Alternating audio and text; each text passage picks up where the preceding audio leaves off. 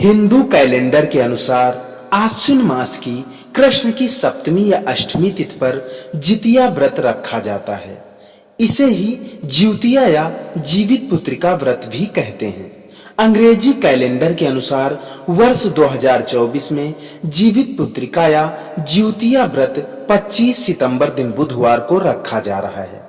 आश्विन कृष्ण अष्टमी पर विशेष रूप से मनाया जाने वाला यह व्रत उत्तर प्रदेश, बिहार और झारखंड में मनाया जाता है। धार्मिक मान्यता के अनुसार यह व्रत संतान की लंबी आयु तथा सुख समृद्धि के लिए रखा जाता है। माताएं इस दिन निर्जला व्रत रखकर भगवान श्री जिमूत वाहन का विधिवत पूजन अर्चन करती हैं। यह व्रत बच्चों की प्रसन्नता, उन्नति के लिए रखा जाता है तथा इस व्रत को रखने से संतान की उम्र लंबी होती है। आइए जानते हैं इसकी पौराणिक व्रत कथा के बारे में। आपसे निवेदन है, कृपया चैनल पर नए हैं तो सब्सक्राइब जरूर करें, वीडियो को लाइक करें, कमेंट बॉक्स में अपने विचार जरूर बताएं। जितिया या जीवित पुत्रिका या ज्यूतिया व्रत की यह कथा महाभारत काल से जुड़ी हुई है, जिसके अनुसार महाभारत के युद्ध के बाद अश्वत्थामा अपने पिता की मृत्यु की वजह से बहुत क्रोध में था। वह अपने पिता की मृत्यु का पांडवों से बदला लेना चाहता था। एक दिन उसने पांडवों के शिविर में घुसकर सोते हुए पांडवों के बच्चों को मार डाला। उसे लगा था कि ये पांडव हैं, लेकिन वो सब द्रौपदी के 5 बेटे थे। इस अपराध की वजह से अर्जुन ने उसे गिरफ्तार कर लिया और उसकी मणि छीन ली।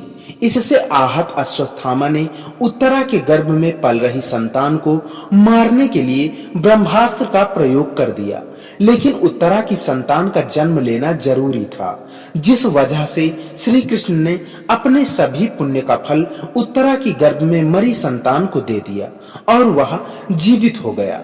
भगवान श्री कृष्ण की कृपा से गर्भ में मरकर जीवित होने की वजह से इसे जीवित पुत्रिका का नाम दिया गया। यही आगे चलकर राज परीक्षित बने। तभी से संतान की लंबी उम्र के लिए हर साल ज्यूतिया व्रत रखने की परंपरा को निभाया जाता है। ज्यूतिया या जीवित पुत्रिका व्रत कैसे शुरू हुआ, इस संबंध में एक और कथा मिलती है और उस कथा के अनुसार गंधर्व राजकुमार जिमूत वाहन ने नागवंश की रक्षा के लिए स्वयं को पक्षी राज गरुड़ का भोजन बनने के लिए संघर्ष तैयार हो गए थे। उन्होंने अपने साहस और परोपकार से शंखचूड़ नामक नाग का जीवन बचाया था। उनके इस कार्य से पक्षी राज गरुड़ बहुत प्रसन्न हुए थे और नागों को अपना भोजन न बनाने का वचन दिया था। पक्षी राज गरुड़ ने जिमूत वाहन को जीवन दान दिया था। इस तरह से जिमूत वाहन ने नागवंश की रक्षा की थी। इस घटना के बाद से ही हर वर्ष आश्विन मास के कृष्ण पक्ष की अष्टमी तिथि को ज्यूतिया व्रत या जीवित पुत्रिका व्रत मनाया जाने लगा। आइए अब जानते हैं इसकी 10 परंपराओं के बारे में। सनातन धर्म में पूजा पाठ के दौरान मांसाहार खाने की मनाही होती है, लेकिन बिहार में कई जगहों पर इस व्रत की शुरुआत मछली खाकर की जाती है। पौराणिक कथाओं में परंपरा के पीछे जीवित पुत्रिका व्रत की कथा में वर्णित चील और सियार का होना माना जाता है। कई स्थानों पर जीवित पुत्रिका व्रत को रखने से पहले महिलाएं गेहूं के आटे की रोटियां खाने की बजाय मरुआ के आटे की रोटियां खाती हैं। ऐसा सदियों से होता चला आ रहा है, लेकिन इस परंपरा के पीछे का कारण ठीक से स्पष्ट नहीं है। इस दिन माताएं उपवास रखकर अपने वंश की वृद्धि और प्रगति के लिए बांस के पत्रों से पूजन करती हैं। ज्यूतिया व्रत को रखने से पहले नोनी का साग खाने की भी परंपरा है। इस संबंध में माना जाता है कि नोनी के साग में कैल्शियम और आयरन भरपूर मात्रा में होता है, जिसके कारण व्रतधारी को पोषक तत्वों की कमी महसूस नहीं होती। इस व्रत के पारण के बाद महिलाएं ज्यूतिया का लाल रंग का धागा गले में पहनती हैं तथा कई स्थानों पर व्रती महिलाएं जितिया का लॉकेट भी धारण करती हैं। जीवित पुत्रिका व्रत में पूजा के दौरान सरसों के तेल और खल चढ़ाने की भी मान्यता है। और व्रत पारण के बाद यह तेल बच्चों के सिर पर आशीर्वाद के तौर पर लगाया जाता है। जीवित पुत्रिका व्रत संतान की लंबी उम्र और मंगल कामना के लिए हर साल परंपरा को निभाते हुए मनाया जाता है। यह व्रत छठ पर्व की तरह ही निर्जला और निराहार रहकर महिलाएं करती हैं।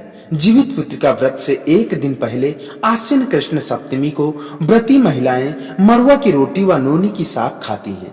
रात को बने अच्छे पकवान में से पितरों, चील, सियार, गाय और कुत्ता का अंश भी निकाला जाता है। जीवित पुत्रिका या ज्योतिया व्रत में सरगही या ओठगन की परंपरा भी है। इस व्रत में सतपुतिया की सब्जी का विशेष महत्व माना जाता है। तो दोस्तों, मित्रों, माताओं, बहनों, ये थी जीवित पुत्रिका व्रत की पौराणिक व्रत कथाएं एवं इसकी संपूर्ण जानकारी एवं 10 परंपराएं। आशा करता हूं आपको पसंद जरूर आई होंगी। आपसे निवेदन है, कृपया चैनल पर नए हैं तो सब्सक्राइब जरूर करें, वीडियो को लाइक करें, कमेंट बॉक्स में अपने विचार या जय श्री कृष्ण आदि जरूर लिखें। इसी के साथ विदा लेते हैं, मिलते हैं किसी नई वीडियो, नई जानकारी में। तब तक के लिए जय श्री कृष्ण।